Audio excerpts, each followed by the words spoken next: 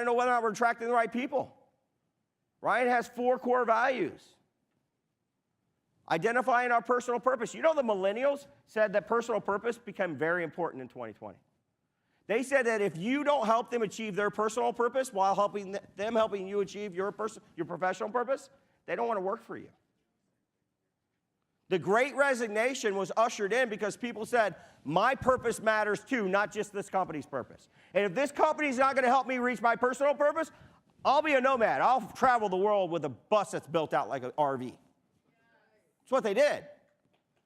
So guys, 67% of their people that quit their job in the last 3 years said the lack of emotional paycheck was a factor. You have to have it.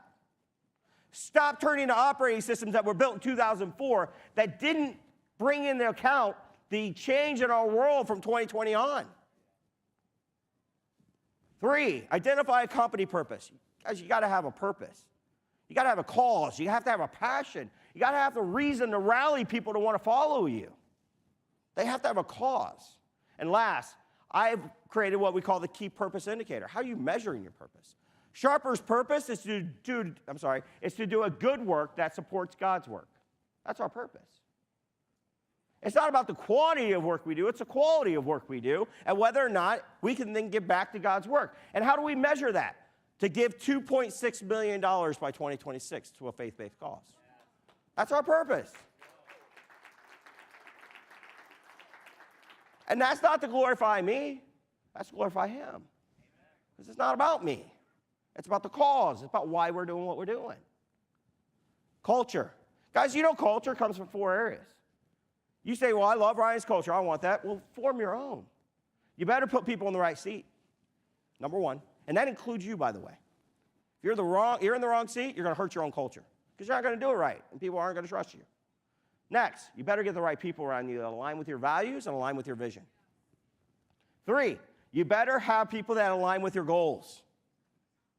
That want to go where you want to go. And last, they better align with your purpose.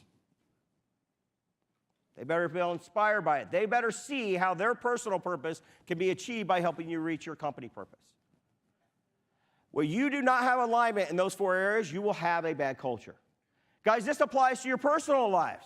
In a relationship, husband and wife, significant others, you better align in the role you play in that relationship. At some point, one of you had to agree to wash dishes.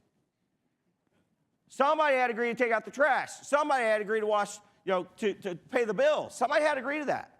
Somebody had to agree to clean the house. And when we both agreed that neither one of us wanted to clean the house, we hired somebody else to clean our house. But we agreed. We have to align our values. I know my wife's core values. I know mine. We make sure we protect and respect. Goal affirmation, guys. I had to check in with her after the kids left home and go, do you still want to achieve these things together? And then do you still want to do it for this reason, this purpose? That's alignment. We got to have short-term vision. We got to have 3-year goals. We have to have 1 year. We have to have 90 days. And then we have to have what I call the 4, which is a focus around the 4 most important things this business needs in the next 90 days. We got to have that. Here's the questions. We have a clearly defined core values that every team member knows and strives to keep. 1 to 3. Same rating system. 1, we don't have them. 2, I think we do. Might need to dial them in a little bit. 3, that's what we're known for. I have 4 core values. Belief. I have a really hard time working with people that don't believe in us, that don't believe in God. I just do. That's okay. That's who I am. Hey, listen, I don't fault you for not. You're not on my team at that point. You understand? If I can't get in the car and go from here in Vegas to Hollywood, California with you without dropping you off at an airport and telling you to get a flight, then I don't want you on my company. I measure it that way all the time. If you can't get in a car with your employees and drive 16 hours somewhere with them, they probably shouldn't be in your business because they're probably not aligning with you. Next, we have a distinct company culture that keeps us and our team members engaged and inspired. 1 to 3. We have defined long-term goals, documented purpose for why we exist beyond just making money. Last, we have quarterly and annual goals that are reviewed and adjusted regularly by our leadership team, like Ryan did on Saturday. We got together, reviewed long-term, We reviewed short-term and said, what do we focus on for the next 90 days? Short-term vision, guys, is all about focus. Focus is an acronym. You guys know what focus stands for? Follow one course until successful. That's what 90 days does. Long-term vision gives inspiration. Short-term vision drives results. And if you're not focused, you're not going to get results. Resource, inspiration. Now we're into systems. Systems, effective meeting structures, business pipeline, stoplight reports, and process execution. That's what we have to let go. We have to have communicate. You know, my dad was in the military 21 years. I said, Dad, whenever you go into battle, what's your number one objective when he would go into battle? And he said, you know, Gary, my number one objective is to take out the lines of communication. If I can take out the lines of communication, I can control the supply lines and the battle's over. Guys, your business is failing you today because you stink at communicating. You got to have a plan for communication. And then you got to manage your pipeline. You have to manage your KPIs. Numbers don't lie, people. People do. Sometimes people lie about the numbers. But numbers tell a story. Last, process execution. You got to get those processes out of your head and start leaning them out at this point so you don't take waste into engagement. You try to scale with waste in your process, it's going to destroy your profits. So that's what we're doing in systems.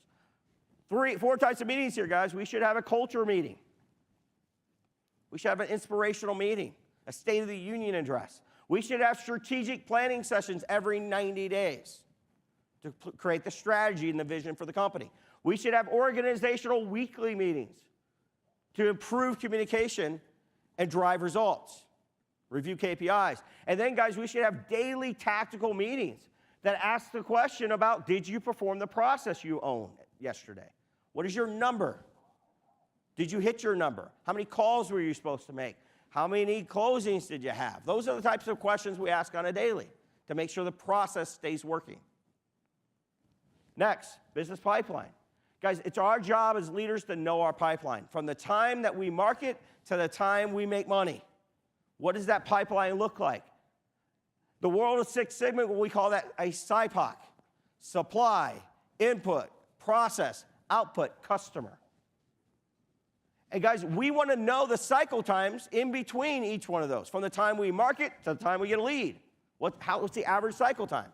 From the time you get a lead to the time they sign up as a customer. What's the average cycle time? From the time they sign up as a customer to the time you fulfill. Right? And from the time you fulfill to the time you get paid and they get a satisfied customer at the end. That's SIPOC. When you add up those cycle times, that tells you your cash conversion cycle. And if you have a couple different products that you're fulfilling on and like 4 different ways of marketing, you can have up to 25 different cash conversion cycles. I had a real estate company the other day, had 5 different ways to market. TV, ads, direct mail, like SMS, texting. But they also did novations, wholesale, fix and flip, buy and hold. It's like 25 different cash conversion cycles. Why do I need to know that? Because I have to plan. Guys, I had a client that was July. They said, we're going to do $1 million this year. Okay. How much have you done? $350,000. What's in your pipeline? About $400,000. Okay, it's July. Like, man, we're at like $750,000. You think they're going to hit $1 million by the end of the year? Every one of you guys in here would think yes, right?